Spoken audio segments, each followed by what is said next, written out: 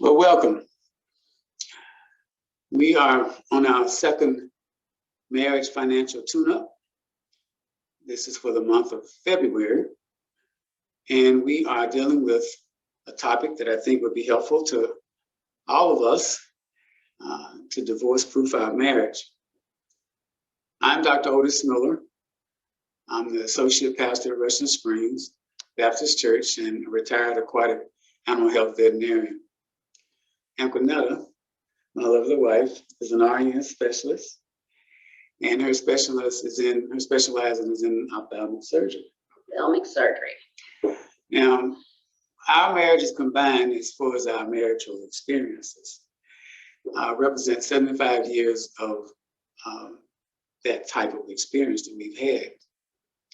And so we want to take what the Lord has done for us and share it with you, because we are just really amazed what God has done for us and what he is doing. And so why don't you tell us what the purpose of this is? Well, first thing, I wonder if they figured it out that it truly is Valentine's February message. What was the hint? What was the tip off? I think something in the background. Something in the background. I don't know, maybe a balloon somewhere. Just I'm just saying. Well, our purpose is to encourage others, couples, married, unmarried, especially Christians, and encourage those who aren't Christians to become Christians, to be nice, thoughtful, and faithful in their marriage. This is accomplished only through Jesus Christ. That's right. Yeah. That's for sure. Yeah. And we want you to have a good marriage. And we're using this platform to give you a few tips on how to make this possible. We plan to post at least one monthly marriage teaching session, at least one. Yeah. Yes, related to enjoying the marriage journey. And we believe that you can have a good marriage. Yes, we do. Yes, we do. Now, as talked about earlier, about the 75 years, let's break that down. I was married previously for 37 years to Talina Daniel Miller. We've had 3 sons, and we have 3 sons, Isaac, Joshua, and Joseph. Now, Talina's been in heaven for almost 6 years now, and the Lord has blessed me after a period of time to find someone that I didn't think was out there, because I wasn't looking, but we've been married, Anquinetta and I, now 4 years. Mm-hmm. What's your story? Well, I've got a little bit more complicated story than what you have. Is actually more interesting, but here goes. I was married for 21 years to my high school sweetheart. And out of that marriage, we had 3 beautiful children, Garnetta, Francesca, and Gary. And after that, I was a single parent for 10 years. I took a sabbatical. Okay. And after that, I married again. And we were married for 14 years. So that husband has now gone home to be with the Lord. And I had given up on marriage. Did not want to marry again. I thought the 2 marriages was more than enough. And then I met this sweetheart of a man. Actually didn't meet him, I already knew him. Yeah. And with our 3 years, almost 4, we are at 38 years. And you put those numbers together, we're working on 76 now. 76 now, yeah. Mm-hmm. That's right. And the journey has been great. Wonderful. We have definitely enjoyed the journey. And that's become our theme, kind of mantras, as you can see in the background, enjoying the journey. Well, let's look at and get prepared for the presentation that we have for you. I want to say thank you for joining with us and taking the time. There's so many things out there that you could be doing, and we do appreciate you putting the time to join with us. Where we are at this point, we want to show you what we had done last month as just a refresher.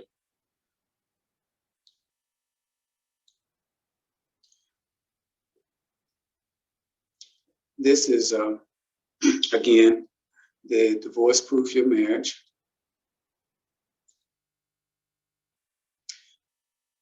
And we had some homework.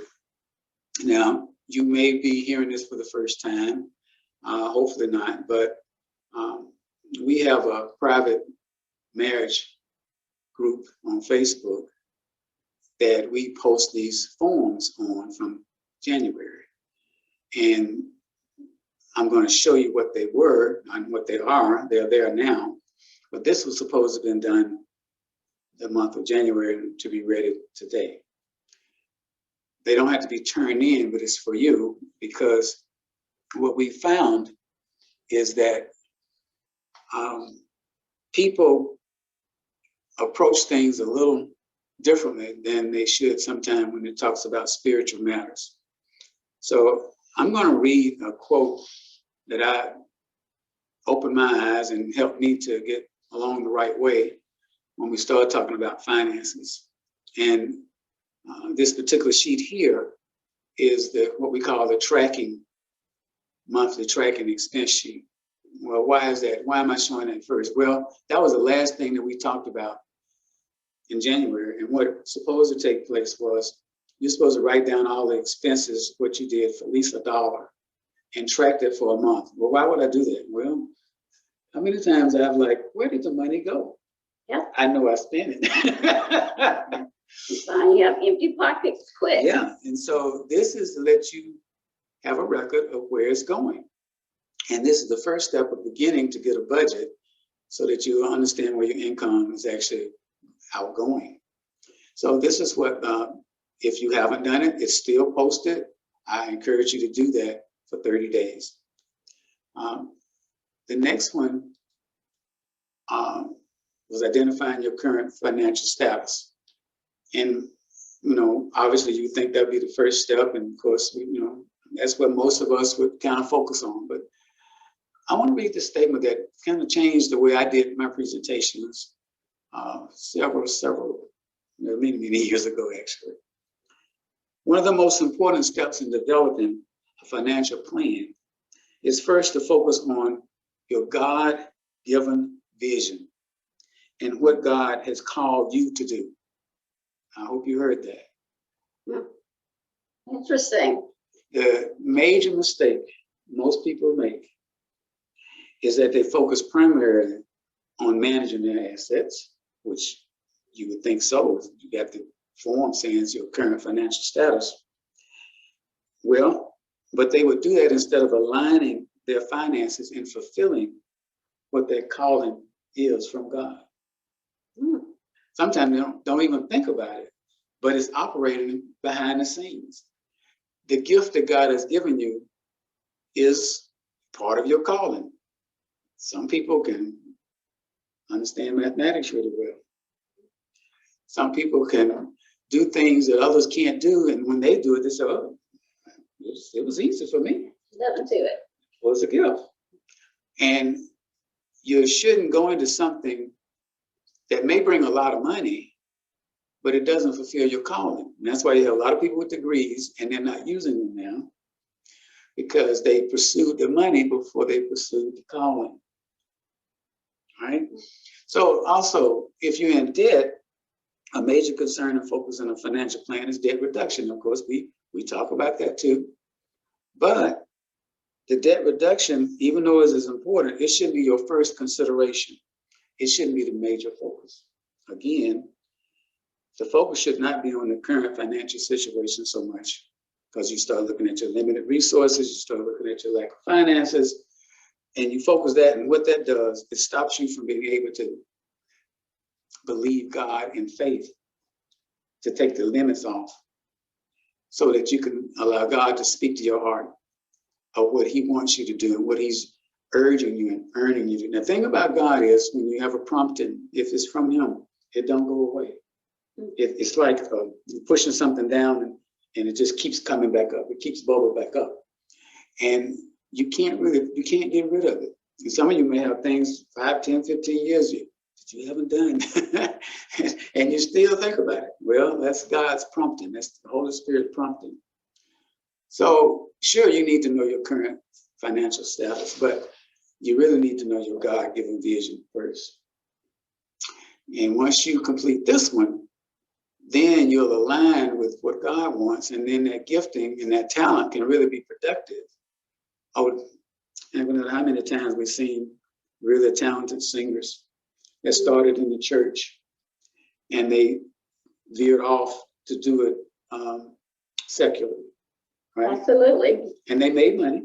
They make lots of money. But at the end, time after time, they go off in drugs, they commit suicide.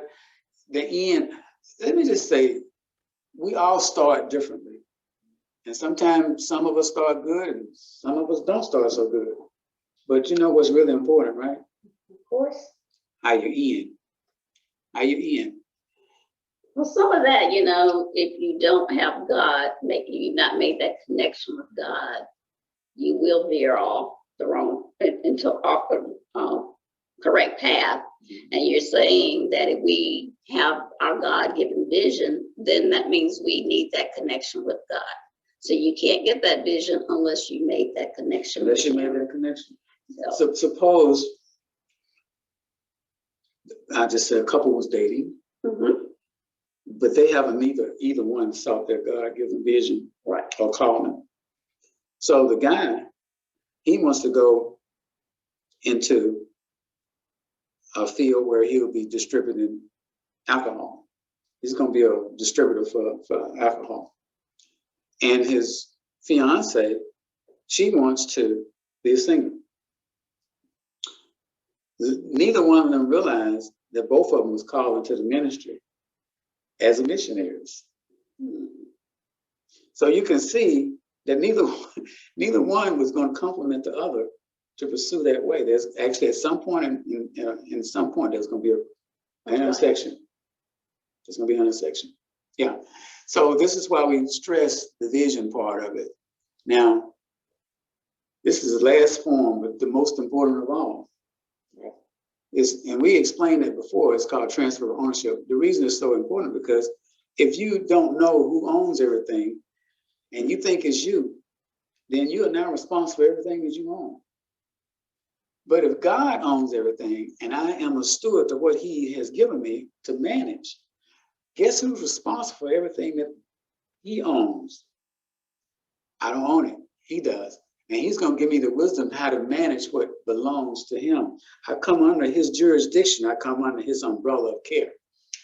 This step, if you don't do this step, you really can't get the vision, the calling. You can't really get in alignment with the Spirit of God if you're saying, I'm going to do my own thing. You've got to accept him. You've got to accept him as your savior. And when you do that, you can transfer that ownership because you believe, you have that faith that he's going to direct you, he's going to take care of you, and he's going to show you how to manage your money wisely. I mean, God blesses you when you put him ahead of everything else. Absolutely. And so that's what the homework was, and it's still there for you to do, and I hope you do. But let's tell you why we are talking about can you divorce proof of marriage. These is church families. Now, data is probably worse than when this was first taken. But just let's tag team these. Okay. Okay. All right. So 40% are overspending of church families are overspending. That means they're spending more than what they make every month. Now you know what's going to happen in just a few months. Right. Right. Empty pockets. 20% are on the verge of divorce. And of that 20%, 50% of all those marriages end in divorce. And 90% point to financial difficulties. And there we go. Yeah. And so I'm sure now. Train wreck. Yeah. And I don't know what your credit card balance is, but 40% paid $2,000 a year in credit card. Now, just think about someone tithing $2,000 a year, right, as opposed to giving it to the credit card companies. But let me not digress. Okay, 40% paid $2,000 a year, as you said, in credit card interest. 34% tied. 34. 34, which God has blessed us and asked only for 10%. 10%, Yeah. 80% is given by 20% of the people, and 20% of the people give 80%. Oh, okay, there's something wrong now. Is that the 80-20 principle? But not in the right direction. In the wrong direction. And 40% gives less than 3%. Wow. 26% give virtually nothing. And I can tell you, those that give virtually nothing, they have a hard time. They are. I mean, you're struggling. You got 3 and 4 jobs. I mean, you're doing a whole lot of stuff. You're wearing yourself out. Whereas it was under God's protection of umbrella, he could give you that one job that has enough income that you don't need 3 jobs. And you're able to give that 10%. So how can you do it though, right? How can I? I mean, that's the question I asked myself when I was in that position. How can I do this? Because all I was looking at was my debts. And, you know, I mean, obviously, if you're looking at that, they get really big. As a single parent with 3 kids and 10 years, it was a struggle. I can imagine. How can I do it? Yeah. You know, and it takes God to help you through it. And believe me, we were on first name basis. I mean, we were connecting all the time because that's the only way I could do it. And see, that's the thing. I love to hear her testimony. But no matter when she gives it or talks about it, it won't be 2 words probably passed before she said, God did it. God did it. I know that. And I know that myself because you and I have seen women that have been in situations like she has explained. And when they came out on the other end, they were very bitter. They were mean. They didn't have anything to do with any man. No man was any good. And I don't fault the woman for that. I fault the man for causing that situation. But God intervened. He does. And she is like, I would say, the Hebrew boys. Yes. She came out of the furnace with no smell of smoke. Yeah. You know, because of what God did. And that's what we're trying to say. When you yield to him, he'll take the little and make it much. Right. So you can do it, but here's things you need. You need resources. I am showing you and talking about what I did. So I went through these 2 books. Some people say they're old, but I'll tell you, money don't really get old and numbers don't really change. I mean, you might spend it a little different, but I mean, at the end of the day, you got to add it up and have income and you got the expenses and you got to balance it. And these resources does a very good job. The first one, how to manage your money, is what we really were talking about January. Yes. And we'll begin to take snippets of the financial workbook because the financial workbook does in 2 parts. It talks about the short range planning and the long range planning. But we do seminars on this because it takes, I've done one 13 weeks, one 5 days, 3 days, 2 days, and there's a little 1 day appetizer, you know, because you can't cover as much as you would. But I recommend these resources. They're still available. And this is some of what we're going from. And the situation really doesn't change. It's just a new day. Mankind is the same. We're going to take all we have and put it on ourselves and still forget God. And he's been asking for that 10% since the beginning of time. Yeah. So none of that changes. We're still in that, going through this every day. And it's amazing that he allows us to keep the 90. Yes. You know, so you can see in the middle of the book, would you attend a 2 or 3 day virtual financial seminar? I'm going to ask you that question again and provide somewhere where you can respond back to me, because we're thinking about, okay, we need to get this out. And how can we best do it? Well, we've been talking about you can have a good marriage, right? Yes. Well, this is a biblical financial class. And from our view of the scriptures, a good marriage is a godly marriage. Now, Ephesians 5:22 is where most people will start when they're teaching or preaching about that subject. Yes. And I think I can just feel the wives like, oh, here it comes, here it comes. But I like to start on Ephesians 5:21. Now, let me tell you how I know how to start on 5:21, because Talina would always tell me, start on 5:21. Yes. And you agree. I agree. And I think the ladies would agree too, because it says submitting yourselves one to another in the fear of God. So you submitting to each other. That's the first submission, not 22, but 21.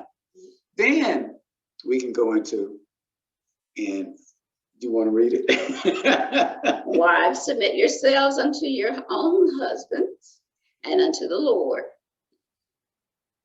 For the husband is the head of the wife, even as Christ is the head of the church, for he is the savior of the body. Therefore, as the church is subject unto Christ, so let the wives be to their own husbands in everything. Husbands, love your wife even as Christ also loved the church and gave himself for it. Well, let's dig down on this one a little bit, because I think it's going to be helpful, because if we get the biblical piece down right, then we can handle the mundane aspect of the finances. So I'll talk with the husbands and you talk to the wives. Sure. So when it talks about love your wives, and we're going to deal with that word in a few next slide, I believe. But you see the word love and as is highlighted, and these are what you would call the action items, points for each one of these verses. So the love that you would have would be as Christ loved the church. You love your wife as Christ loved the church and gave himself up for her. Now, when you love your wife, it has to be as you would love your own body. Right? This is kind of, as we go through this, if you take this in, I think it will really help you a lot, because if you don't love yourself, how can you love anyone else? You got some problems. Yes, it's difficult. And it's okay when you identify it. One of the main things I think they say, well, 50% of solving something is realize you got a problem. Mm-hmm. So if we can identify something through this, we're halfway there. Now, you want to love your wife as you love yourself. Well, only if you actually are loving your wife as Christ loved the church, right? Right. Because you may not like yourself. You may not love yourself, but God loves you, and that's where you're going to have to start, right? Because God made us. Well, if you're loving yourself like Christ loved the church, that means God is in you, and you're going to do the right thing about loving yourself and then loving those around you. There you go. Well said. Well said. Now, I think we got this down about leaving your mother and father and being united to your wife. I'm not going to have to dwell on that one, I don't believe, but you should, again, coming up again, loving your wife as you love yourself. So you can see the dichotomy there. Well, if I'm not loving me, I'm sure not going to be able to love her. And so, that you need to resolve, husbands, how you feel about yourself. And you get all your identity from Christ. You don't get it from, I'm not going to go down that road, but you get it from Christ. Now, let's look at the wives. I'm going to move this over here. Okay, wives, submit yourselves to your own husbands as you do to the Lord. Well, it's not saying being his maid, his servant. It means being submissive, being respectful, committing yourself to him and him only. Then he said, think of your husband as the head of your family, as Christ is the head of the church. If you think of it that way, Christ, we are his bride. The church is his bride. So if we think of Christ being the head, we're going to think of our husband being the head, because we are his bride and he's going to take care of us. And then submit to your husbands in everything, and goes back down to the same thing I said earlier. It's about respect, respecting your husband, and he should do the same to you, not being his maid, not being his servant, because so many women get hung up on the word submit. Say it, yeah. It's not in the text that you were talking about being a slave. It's just being respectful and honoring each other. Well, let's dig a little deeper on those words, because these in some people's mind, these are inflammatory. And they are very inflammatory. All right, we'll take them one at a time. All right. When we talk about love, the Greek of it is phileo. It's not eros, guys. It's not eros. Eros is a sexual love. It's phileo. And so the love, we talked about love your wife, love yourself. Well, what do you mean when you say love? What's the definition? We need to define it biblically. Well, you're supposed to have a strong And I didn't underline it, but non-sexual affection. That's an action word there to prompt your attention. And love for a person and their good as understood by God's moral character. There you go, right there. That's the highlight, right? By God's moral By character. God's moral character. Not yours. To seek the highest good for his wife and surround her with a caring, unselfish love. I like that. That's the love we're talking about, guys. The love also is to be his wife as his very own self, with behavior worthy of respect. His behavior should be worthy of respect and esteem, and always seeking the best for her with an attitude of loving kindness. Yeah. Yeah. Yeah. And husbands are to love his wife with behavior that is worthy of respect and esteem. Now, guys, if you approach it from this standpoint, boy, oh boy, what a relationship you would have. Well, let's hear what the wives have to say for them. Okay, wives.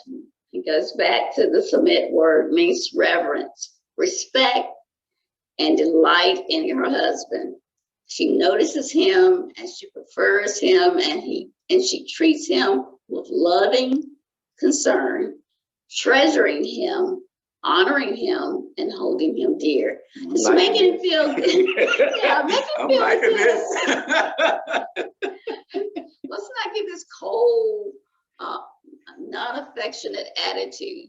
It's all about how you connect emotionally. Yeah. And if you're doing that, that's reverencing him. It's not anything negative. Respect shows the husband the appreciation and the respect that he needs and deserves. Everybody wants to feel needed. Everybody wants to feel loved. Everybody wants to feel appreciated. Yeah. So if you don't show any of those things, it will be a big turnoff in your marriage. And then you lose the communication that you need for that marriage to prosper. And you can't read each other's mind. And you gotta say it. Because I can remember being told, well, you're just supposed to know. Yeah. I don't know. We're not mind readers. So it's a show of love. And then the respect, this could possibly be translated so that the wife could respect her husband. Yeah. And again, this goes back. If you don't tell me how you feel, I don't know if you love me. And even if you tell me today, I want to hear it tomorrow because it makes me feel good. It reminds me of what we're supposed to have, this special relationship. Absolutely. And even as a man, I like to hear it every day. Yeah. Yeah, I do. Can't say it enough. Not really. You really can't. And to say it and back it up with action showing it, man, that's the way it's supposed to be. That's the combination that goes together. All right, now we want to deal with headship because I'm usually when we're in a men's meeting and we talk about, yeah, I'm the head of my house, and you really are. You absolutely are right. But let's talk about what kind of head you are, though, biblically. Okay. All right. You're a godly servant leader. All right, and always seeking the best for her with an attitude of loving kindness. That's what the head does. You're head because you're head of the wife, and here's that word again, as Christ. You're head as Christ, or in the same manner as Christ, because he's the head of the church. Absolutely. So there's your guide that you follow right there. Your head is not as a dictator, but a husband that is yielded to submitted to Christ. That makes a huge difference when you submit it to Christ.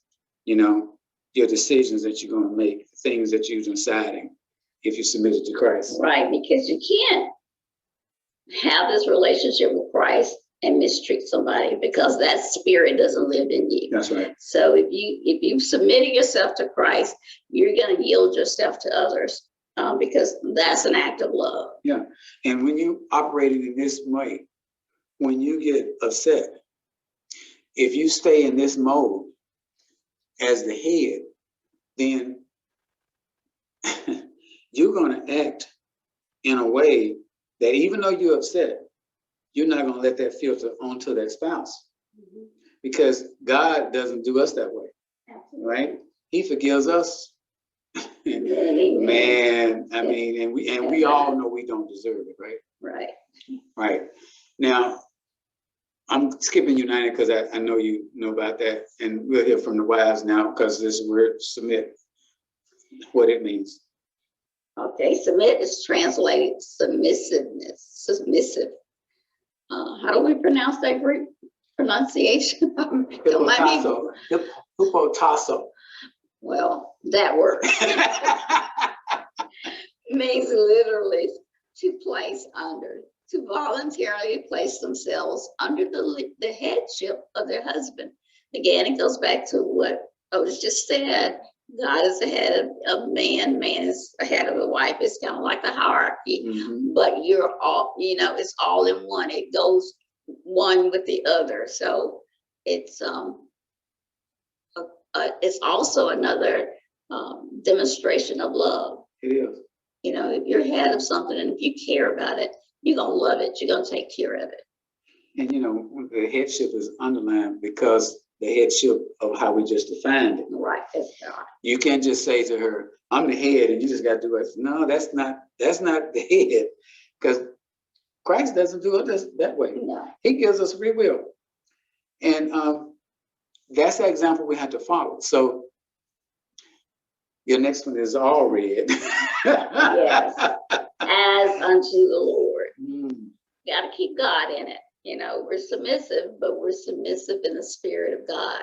We're just not doing something arbitrarily. We are doing it because we are part of God. We see our husband as the headship, as you were talking about, because that all filters down from God, and as unto the Lord. So we're going to be submissive unto God first, and then that will connect right there to husband. There you go. Because if you're part of God, you're not going to do all these things and ignore your husband or be mean and disrespectful to him, because that's part of that nature doesn't live in you, because you are supposed to be a Christian.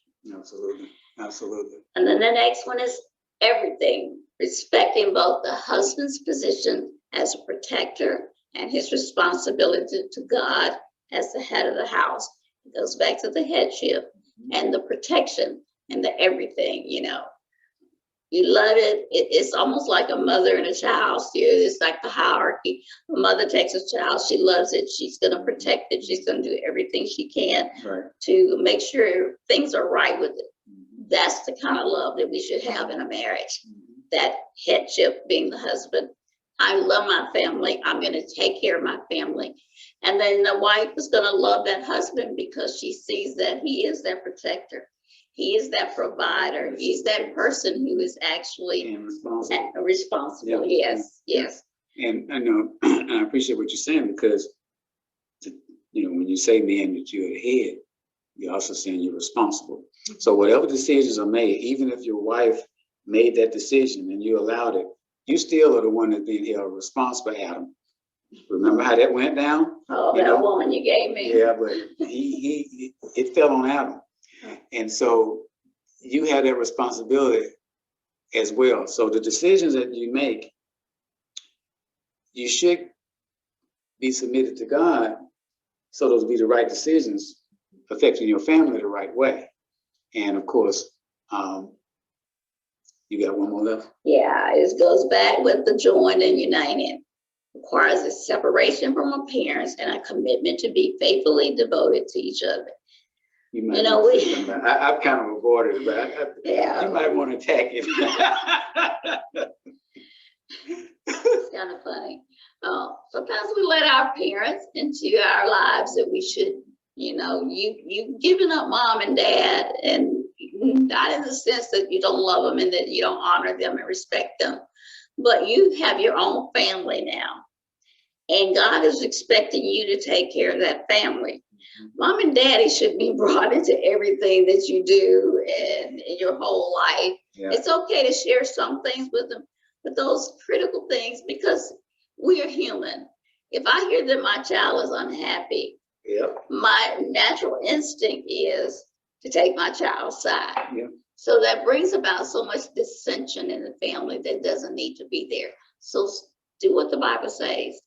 Leave them in that regard and just make him and focus on raising your family. Now you got me want to say 2 points. Okay, So 2 points. Say 2 points. And we don't want you to preach on it now. Just say these 2 points and I'm going to go on to the next slide. The first one was, you know, as a parent, you go to say something to your spouse's parents negatively. The parent is not going to receive you talking bad about their children. It's just a no. That's just going to be the first thing. It's going to be defensiveness. So that was number one. Number two is when you have intense fellowships, I call them arguments. When you have these things, don't run home. Yeah. Do not do that. Do not do that. Do not do that. I'm going to stop there. Yeah, that's when you can't bring them all in there. You can resolve those differences among yourselves, and that's the way God expects us to do. And how do you resolve them? You got to have some good habits. Yeah, have good habits. So let's tag team these. I'm going to take the left side. You take the right side. All right, let's go for it. All right. You know, one of the things is, you know, people like people to be honest. But I tell you, when it comes to finances, you really need to be honest. You can't have separate accounts and you got your money and her money and other people's money. You know, it's got to be financial honesty. And then to have financial honesty, the income sources need to be known. And you really should have more than one. Now, I don't mean by the fact that you got 5 or 6 jobs. If we were talking about investing now, I'm talking about, well, the internet can make money if you got something on there while you sleep, it's making money. You know, you should have other venues where you're bringing in income, and that's where your investments come in. However, you can't deal with investments till you get a balanced budget working and out of debt. So don't even think about investing at this point, because the spending habits is an issue. You got to have spending habits that are work for the marriage. I'll give you a tip. In my first marriage, because I was the problem with the spending with the credit cards, we came up with something that, okay, anything over $100, we got to check with each other. That's a good spending habit. It keeps, I ain't gonna go into my stories, but that was a tip for you. And if you got debts, it ought to be low or no. And what I mean by that is, and I just got a thing from the credit card companies, there's new privacy notices, and now they're raising the rate on the interest if you have a late payment and the price for the late fee. So they're like the airlines. The airlines make more money off of the check bags than they do off the tickets. Mm-hmm. And the credit card company is making more off you not paying on time than your actual bill is. And so if you would do this, please, first of all, you don't need but one credit card, but if you say okay, whatever, however many you got, pay them all off at the end of the 30 days so you don't have any interest being charged to it. Pay whatever you have off in 30 days if you're going to have credit cards. Now, your obligations ought to be on the table. Like one of the things that we really did, we talked about everything up front before, we knew everything we needed to know. We didn't want somebody else saying something to us that we should have said. Right. So if you got alimony out there, you got child support, you got money going to places that is not known, your obligations need to be on the table. Mm-hmm. And then having a budget is great, but you don't want to have it written and in the drawer with dust on it. It's got to be something you're operating. You got to work on it every payday. You're working that budget, and because you're doing it, then your bills can be prioritized, and you can spend. Again, 37 years is a long time, so I have to refer to some of these situations that may be helpful to you. Because we had a budget and Talina could see where the money was, it gave her a lot of comfort.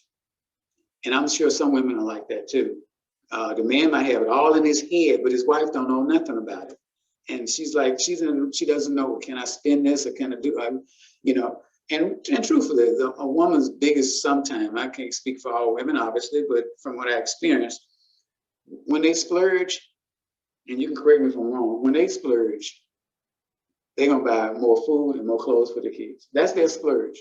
We splurge, bring our home, I bought another car, or hey, I just bought this boat. I mean, we get the big ticket items, you know? So you need to prioritize stuff. And then of course, even if you got the money saved, that don't mean you're supposed to just buy something just because you got the money. You still want to bargain. I mean, you are the bargainer. I mean, you know, but we get thrills out of this cost this, but I paid this, you know.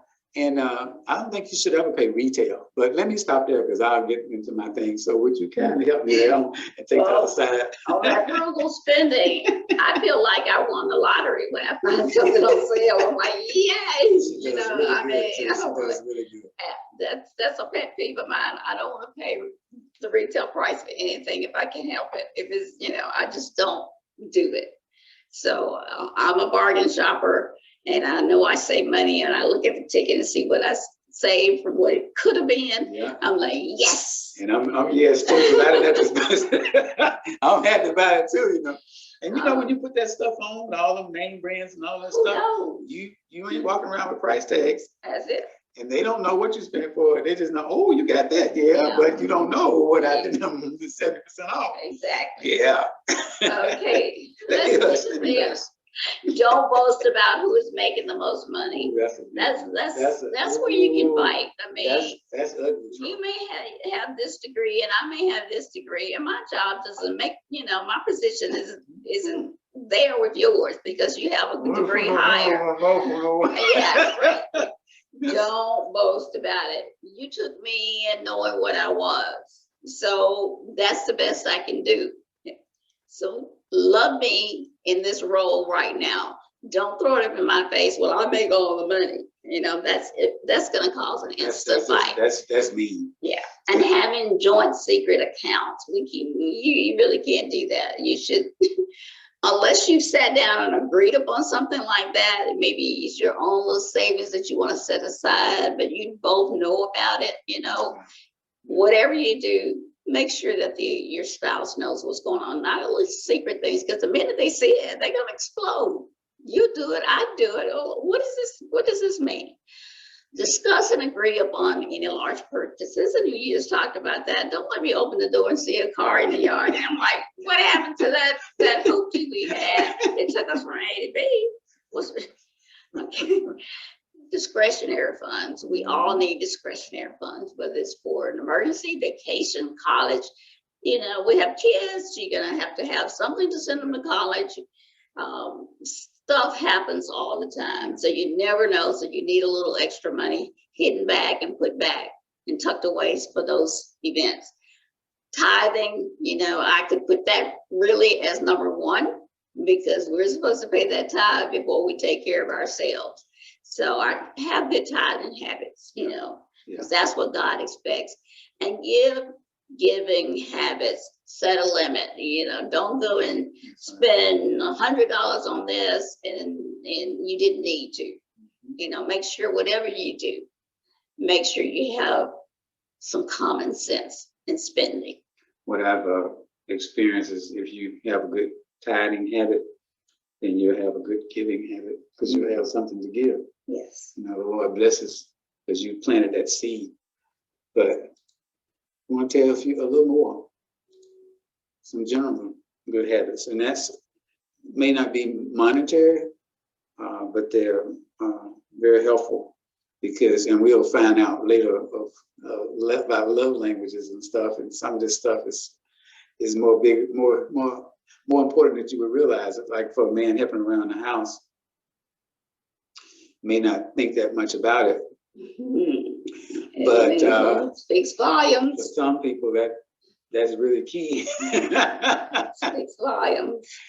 And you know, having the right attitude and the temperament. Oh man, you know, just not blowing up because of every little thing that happens.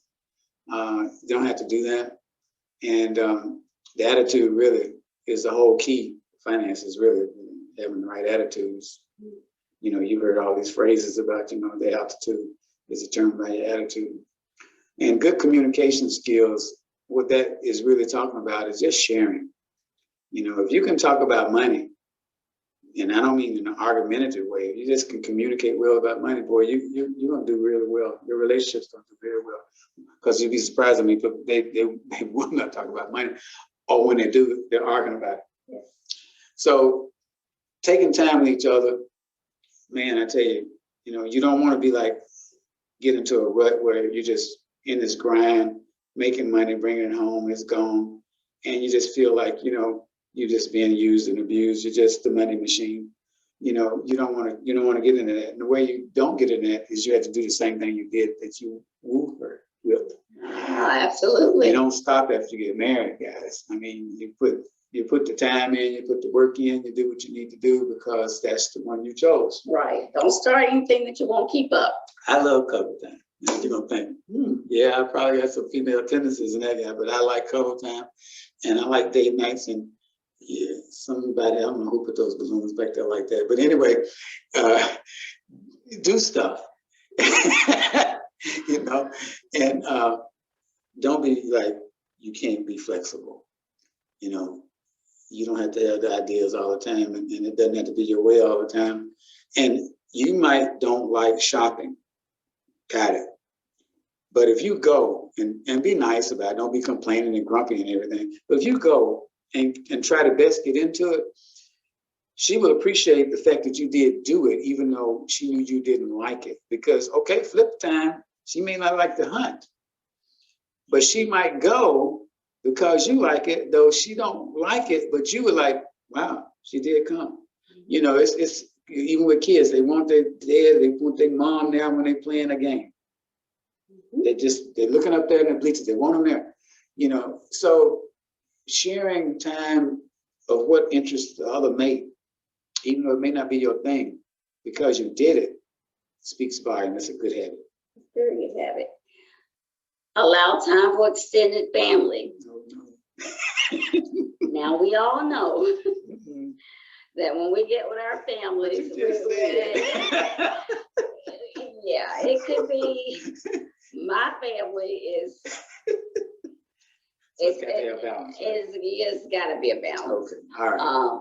But then allow times for that, and don't expect your mate to be there all the time.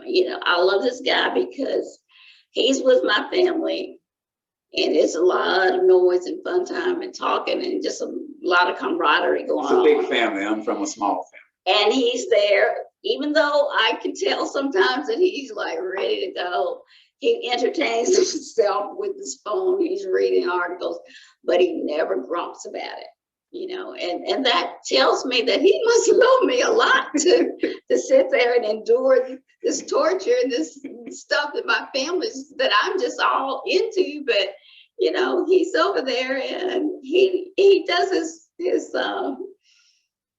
connecting with them, but after a while it gets a little old and he just like retreats, but he still never grumps. So that goes back with you saying the shopping thing or the going back and do some habits. You got to give and take. This is marriage, give and take. Marrying with you manage stress is very important. Yeah. You can't just blow up and think your wife or your husband's going to take it just because you want to just explode. Be cognizant of their feelings, because if you're stressed out, believe me, your spouse can tell. You don't have to say a thing. And sometimes I'll just stand back. I can tell when he's a little annoyed. And I stand back and I go do what I got to do. I give him some time to himself. Yeah, I wanted to say something on that too. Yeah, go ahead.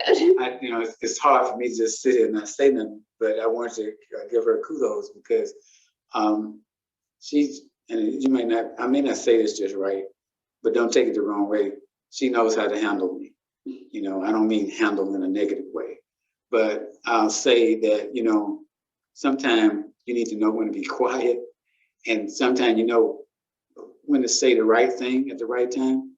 And how do you know that? I think you know it because if you have God in you, yes, He's telling you stuff, because a lot of times if you don't, you see somebody, you already know something's wrong, but what you decide to do or say just makes it worse. It aggravates the situation. And you have to have the wisdom of God to know when to hush, when to say something, how to say it, what to say. She does a marvelous job with me on that. And that really helps me a lot because what we're talking about here is we made a pinky promise. Yes. Yeah, we did. We made a pinky promise, and we just not going to tear down each other. We're not going to do that. We refuse to do that. We refuse to have arguments and try to do anything negative against one another. And I think that's very important, because that's managing stress, right? It is. You don't have to say, well, I was just upset and I just said that, you don't come home from work and it was bad, and then now you're taking it out on everybody in the house. That's what you're talking about. You got to manage that. You might need to just stay in the park for a while and cool off and listen to some Christian music and get yourself ready before you come into the house. Don't bring that in the house. I'm sorry. And another thing too, you come in the house from work, you've already had a pretty stressful, tiring day. And one of the first things you're going to do is go to the mailbox, and you can get the mail out, and you see the stack of bills, and you come in and then you're ready to explode. That's before you even get in the house. So we're talking about financing. Certain things are going to tick you off. Manage that stress. Don't take it out on your spouse, because some of the stuff you agreed to buy, So we're in this together. So we've got to find a way how we're going to manage this situation. Just don't explode. And sometimes, you've got to learn when to talk to people. And he's done me the same way. And then there's nothing wrong with saying, I need a little time to myself right now. Yeah. Don't take it personal, because that goes back to the cool down time he was telling you about, like sitting in the car, going to the park and chilling. Yeah. It's nothing wrong with that. Right. Rather than opening your mouth and saying things, and you can't take those words back. You can't take them back. Can't take them back. No matter how much, even though the next thing you're going to talk about. Right. Ability to forgive. We all make mistakes. We all say things or do things unintentionally or intentionally, but we've got to learn to forgive. If you say to me, I forgive you, I don't want to hear that next week. I don't want to hear that 2 months from now. You forgive me, we're over that. We're past that. Let's move on. We decided what we're going to do about that situation. I'm not going to do it again. I made a mistake. You said you forgiven me, forgive me. Don't keep bringing it up, because that only adds fuel to the fire. And if you're a good husband, you really would listen when you get nuggets like that. That was huge. We're gonna flip on that a little while about how to do an apology. Yes. The language of apology. And we've talked about outside frustrations. Don't bring it to your house. Don't bring it into the family. Guess what? Kids will pick up on that too. Yeah. Physical and mental health. Sometimes we don't handle stress as well as others. There's nothing wrong with that. Identify what your needs are, and don't be ashamed to say, this is making me depressed. This is upsetting me emotionally. I may need some counseling. It's nothing wrong with that. Whether it's spiritual counseling or medical counseling or just talking to your spouse. That's the first place to start. Yeah. Is to talk with your spouse. Yeah. Of course, God. Yeah. We talked about vertical marriage once. Yeah. And that was the connection. That was it, right? Yeah. We have to always go to God, because he's going to make that bond tighter. Mm-hmm. And then helping with the family. It's the little things that you do. We were talking about helping around the house. Yeah. I don't need to tell you to empty the garbage when you see the garbage is just falling on the floor. Yeah. And if you take that initiative just to do it, it's like, oh, I didn't have to do it. Yeah. It's that little thing. But that little thing shows that you love and care about me, because you did it so I wouldn't have to do it. So those are things that we need to take, and they're good habits. All right. And now you did a wonderful job. Let's give them some resources. All right, go for it. This book is by Gary Chapman. It's been out for a good while. And he now talks about how each year it sells more, which is unusual, but each year it sells more than the prior year. And I can see why. We recommend this book. And as you have been listening to us, if you have been listening carefully, you'll begin to see some of these love languages showing up. Words of affirmation, meaning that you would say words that are kind, that are encouraging, humble words, words that shows appreciation. We talked about taking time with each other. Well, there's quality time. And some people's love language is quality time. And they want to be together. They want to have activities.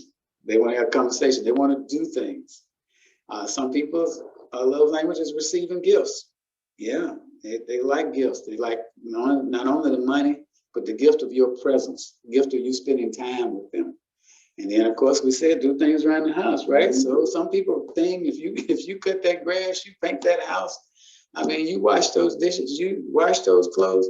You know, you're not being a doormat, but you're actually loving that person by acts of service. Mm-hmm. But you got to avoid what your mom and dad did and try to bring that into your house. You know, your dad may have, as a man in the house, he did this.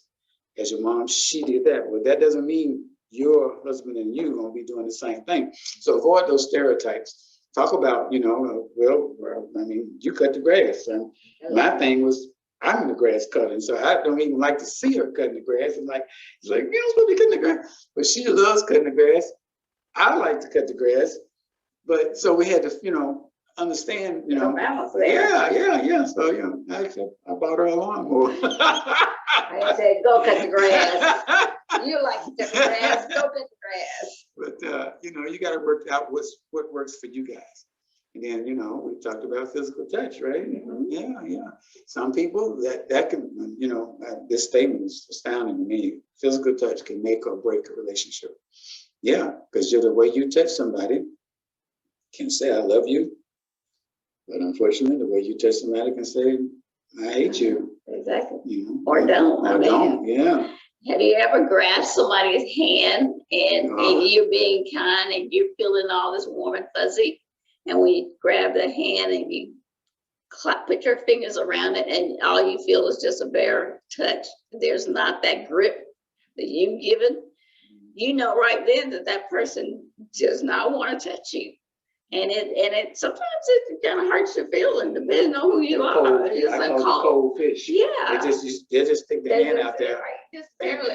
Yeah, you know, and it's like, yeah, it's quite noticeable. It is noticeable. So there's a lot in a touch. Well, we talked about quality time, right? So if you watch carefully, I'm going to narrate what you're seeing. This husband and wife are in Georgia, way up in the trees, and they're doing zip line. Next to the husband is looking to the trees, and this is something his wife decided to do because it's beautiful. And lo and behold, they did zip line through a whole lot of areas. And I want you to see the person that's responsible for this happening. So we'll just go around the tree and we'll wait for a few minutes. And if you just kind of look in the background, just look out there, you'll see something starting coming to you.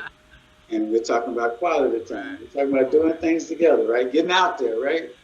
The sky's the limit. So you never know what your spouse might say she wants to do, but you know, here she comes.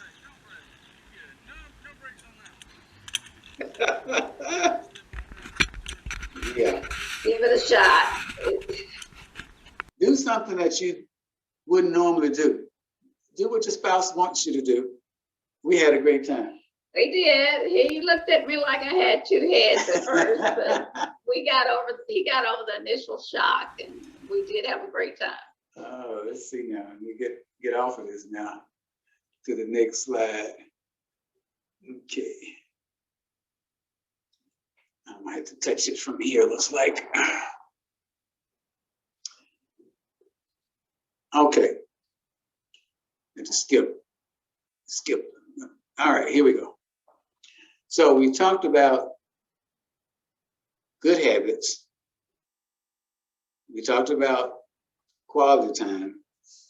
And we had to talk about bad habits. These things that can actually cause a divorce. Now, before I talk about it, first thing I think that you might benefit from that I picked up a long time ago. It's a good tidbit. And you and I did it. My prior wife, we did it. We made a decision that divorce is not an option. We don't use that word. It's not a recourse. It's just not an option.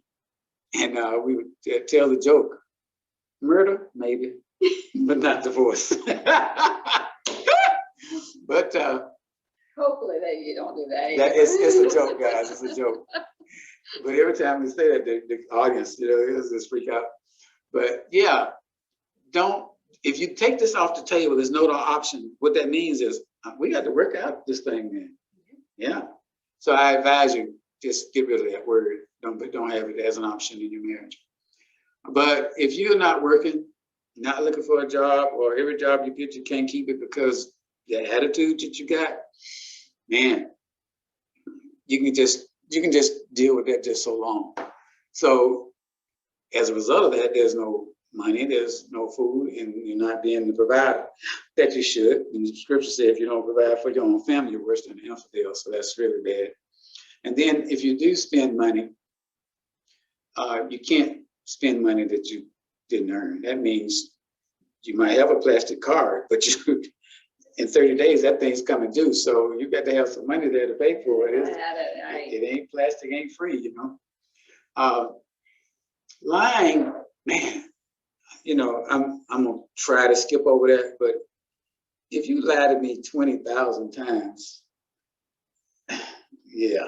Yeah, no credibility. Yeah, I mean, well, anyway, you just can't do that. Sometimes the problem comes up because you just don't save. You spend everything you get. And early in my young life, in my career, as I would get raises working on my job annually, and the income would go up, my stupidity, because I didn't know what I'm telling you now, as the income come up, I just raised my spending up. And after a while, my spending got up higher than my income, because it wasn't saving anything. Yeah, well, anyway, so spend on things you don't need, or buying it in such a way it's wasteful. I mean, now the car is in tore up and you still got 3 more years to pay for it, but you took out a 72-month note. So you have a lower payment. Yeah, we can talk about that later. That comes into one of the classes that we talk about for the financial workshop. We go in details about these type of things. You've already talked about bargain shopping. Oh, yeah. And if you don't do it, my goodness, then he's concerned about every time you bring something in the door, what it costs. You obviously know the effect gambling can have. And this is, to me, someone that doesn't have God in control of their lives. Something else is controlling. And just as you go to the next side, these are also these addictive type things that can destroy a divorce and a marriage. Absolutely. Destroy a marriage and cause a divorce, I should say. Before I do my side of it, the habits that can cause divorce. Like I always said, you don't want divorce. When you go into marriage, you want to be in there for a lifetime. And I went into my marriage for a lifetime. That was what my vow was. That's the way where my heart was. But sometimes life takes you down a different path, and for your safety and the safety of your family, you may have to divorce. And I don't encourage that for anybody. I prefer to say that I will follow God's principles, that marriage should be forever. But sometimes we know that happens. And after 21 years of being married, I think I figured it out that it just wasn't going to work. And of course, I prayed a lot about it. That was the hardest decision I ever made in my life. And I regret that it didn't work out, but it didn't work out. And I don't think I could have done anything differently to make things different. But that's life. Now, alcohol and drugs, that's a big no-no in a marriage. Yep. It can destroy your family. You're spending all this money on alcohol and drugs, and that's gone in a day or two.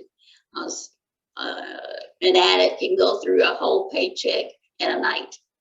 And that happens. And of course, no food in the house, no money to spend. You know, you look at the other side of the habits.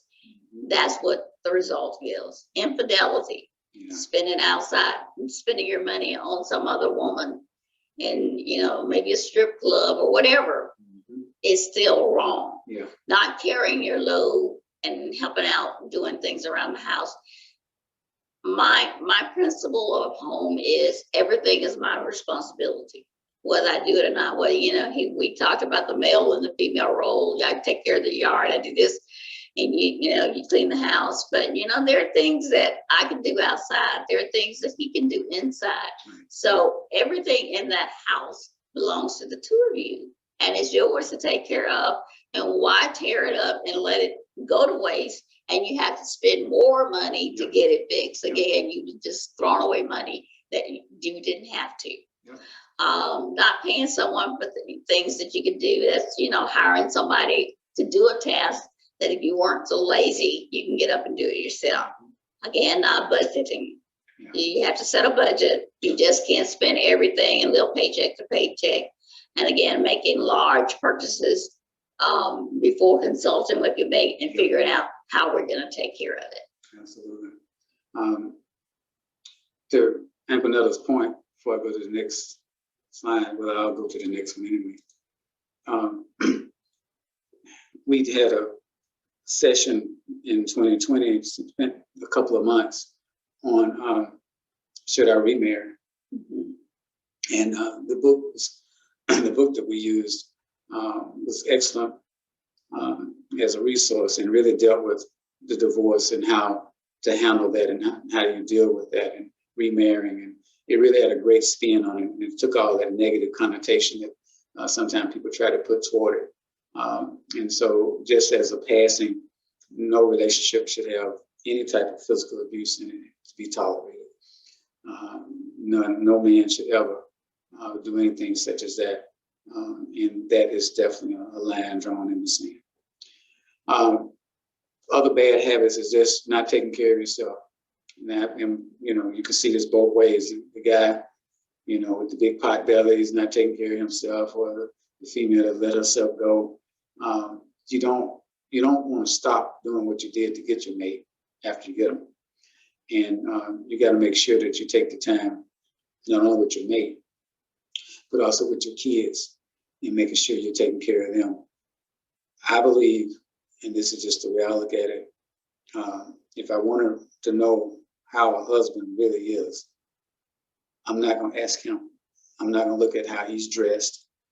I'm not going to look at what he's driving. I'm going to look at how the children are dressed. I'm going to look at what the wife is driving. And if I'm going to talk to anybody about anything about the husband, I'm going to ask the wife. Yeah. Your family's reflection on you. You can't look good and they not. That's not taking care of things. I want to say one point on that. Sure. You're talking about the parents.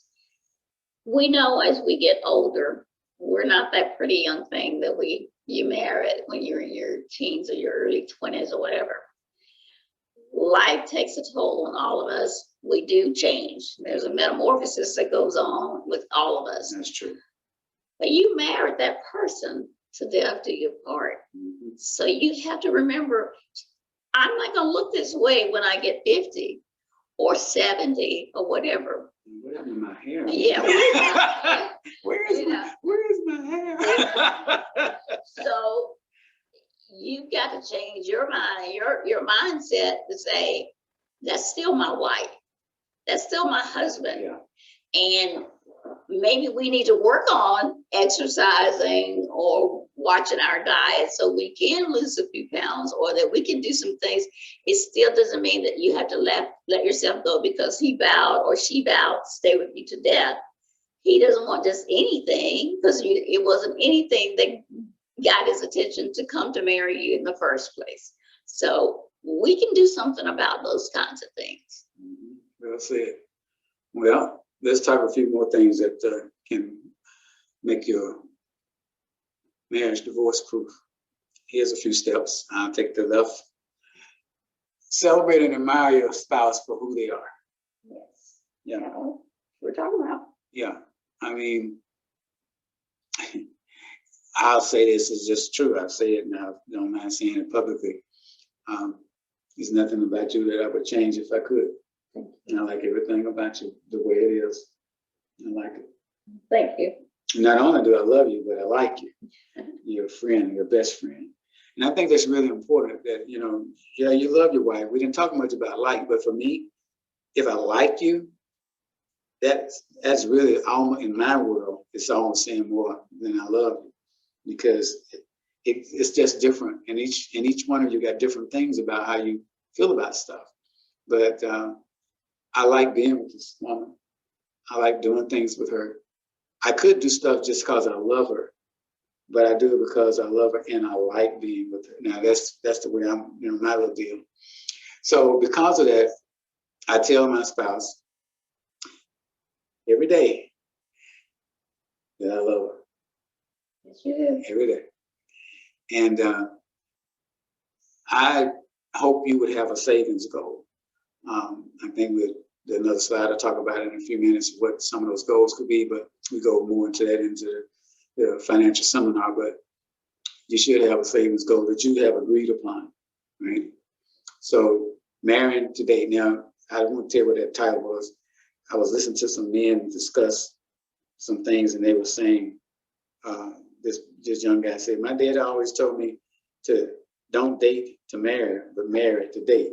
And so I copied that, what he said, because what he's saying is what we've said. Mm-hmm. Don't stop dating after you get married, marry to date. Mm-hmm. So take it from there. Well, goes back to the vertical relationship we talked about. Pray together, pray for each other, get that connection, keep that connection with God, and pray to Him. You know, pray for your spouse, let Him pray for you. We pray together sometimes, and it's just, it strengthens the relationship. Yeah. You know, you're there, you're praying to God, we're praying out loud so the other one would hear it. And the things that He asks for me shows that He cares enough for me to ask God to help me with what my needs are, and vice versa.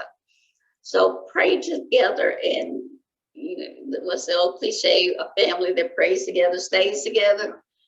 That's what you need to do. It's hard to be mad at somebody you're praying for. That's exactly right. Yeah. And even if they have faults, you let Him hear you pray to God about your his faults, or things, the issues that you're having in your marriage. Yeah. Because hearing that can change your focus. It can make you think. You know, you're not just gonna hear it. Not if you're a child of God. If you hear it, you're gonna make a change, and you're gonna want to make that change because you don't want your spouse to be angry, and you definitely don't want God to be angry, and you want to fix your problems in your marriage. Do things they don't expect. A little surprise every now and then. It's nice. You know, we were talking about Valentine, and I tell you, my husband bought 20 of these balloons, and everywhere I went, I saw a balloon when I came in the house, and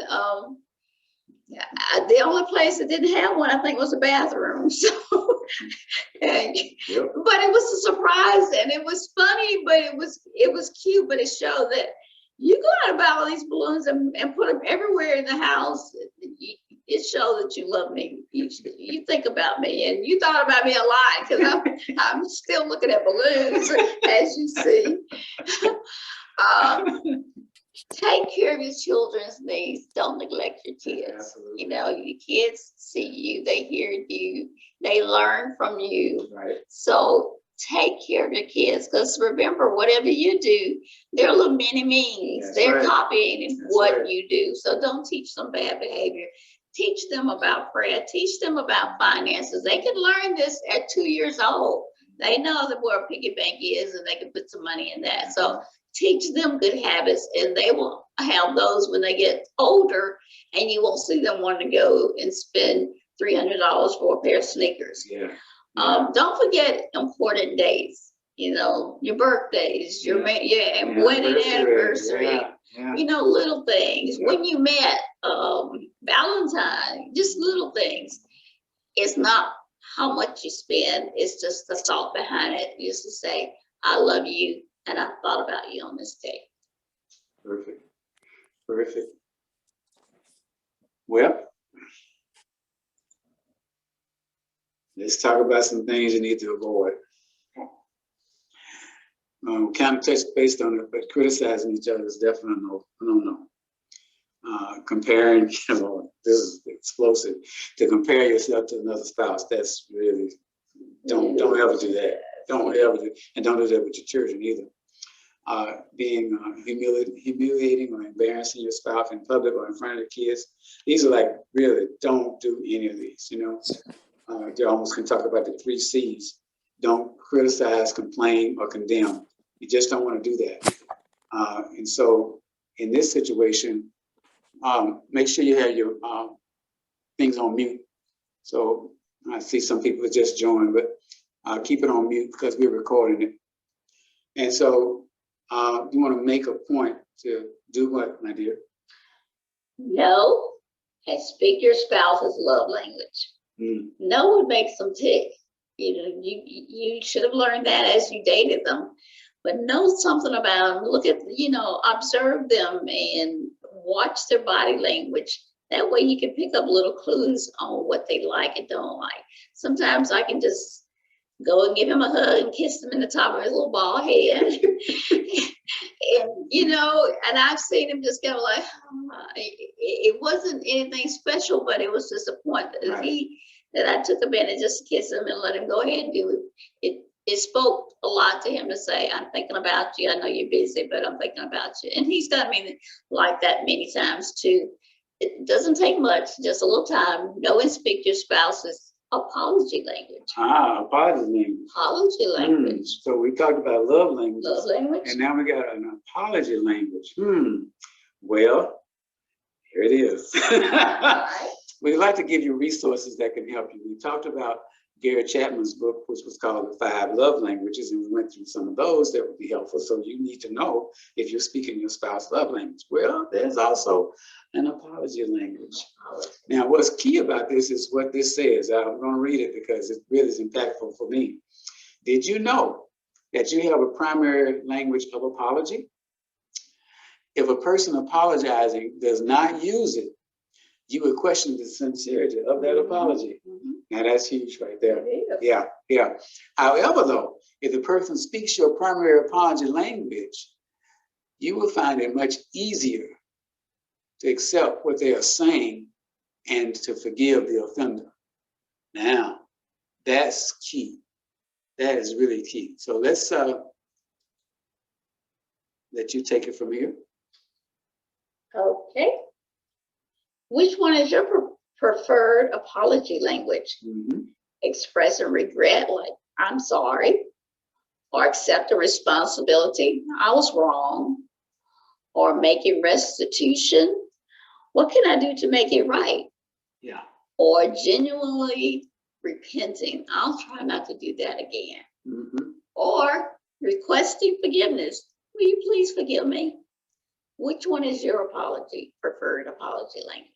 Yeah, and you need to take time to really hone in on it, because if I'm apologizing to you and I'm saying, I'm sorry, that's not your apology language. No. I can say I'm sorry all day and it hadn't done anything for you. But what you wanted was genuinely repenting. You wanted me to say, look, not only I'm sorry, but I'm not going to do that again. And that, now you got heard. So it's important to know what you need to hear so that you can receive it in a sincere way. So to me, that's really key for success in a marriage, to be able to do that. Now, I love this slide, and I hope this would be for your relationships as well. I hope this is the way, it sure is the way for us. Yes. But let your relationship and your marriage goal to seek and to keep be that. Let the wife make the husband glad to come home, and let the husband make her sorry to see him leave. Now, if you keep that balance that way, don't twist that one. If you keep that way, man, I tell you, it's gonna be good. It will be good. It's gonna be good. I hope you're not one of those people that when you hear the doorknob turn, you're like, oh, he's back here again. Oh, Yeah, So- this is the goal. I mean, hopefully I hope you're already there. And if you ought to stay there, work on that one. That's a great thing. Now we're about to wind this up, but we got some little things we want to give you because we're all about resources. So what you see here, we have a free ebook that we'll send if you send this email address and say, send me romance. The ebook is called Everyday Romance. It's full of tips and things to help keep the fire burning. And you might want to say, give it to your husband to read, you know, but you can read it together. You may be the one that needs to read it, you know, but somebody read it. It's, yeah, get it, it's free. Just send your information to and ask for it on that email address. And then another thing, and this is the same email address in case you didn't get it before, here it is again. But when you send me that email, we would like to know what you'd be interested in a virtual financial seminar. 2-day, 3-day, you know, we're putting together that workshop where we do not only short-term planning, but long-term planning. And it goes into quite a bit of detail, and you end up with a budget and also a debt reconciliation program. So that takes time, but it's very worthwhile. That's what got me, turned me around from my errors of ways I was making in finance. I was doing so many things wrong. Well, we all been down that road. Believe me, I've made my trip down there a few times. I don't want to go down memory lane anymore. Not on this one. Now, things that make a marriage good. And so this is kind of like a summary, right? And so the debts can destroy a marriage. We talked about how you should have some marriage, the debts go or finance go. Look, okay, honey, well, look, if we spend over $100, we got to check with the person before we spend. We got to check with each other. We talked about an emergency fund. Well, do you have $1,000 already saved? Great. If you don't, let that be your savings goal. Save $1,000, and this is to be saved, and it's like it's no longer there. You have it automatically deducted from your check, so you don't ever even see it, and then increase it. You increase it. Actually, you're supposed to have 3 months of your salary saved. Right. Really, in case COVID hits, you're not wiped out, because you don't want to live paycheck to paycheck. And when you have a budget, we can't get into all this right now, but the budget will take care of expected and unexpected needs because of planning. Why can it do that? Well, if you have something that you pay every year, then you save, if it's $300, you save $25 every month. So when the $300 bill comes due at the end of the year, you're like, I don't have the money. You already allocated it. And that's how the budget puts various things that you have, because everything doesn't come at the month. Some things 3 months, 6 months, annual. And you're not scrambling. What about when the tires need to be replaced? And if you have a budget category for auto, and you've been putting $20 in there for every pay period, right? When the tire go out and you got to pay for the tires, you just look in the account and say, oh, I got this allocated, and there you go. And it takes away so much stress away from you.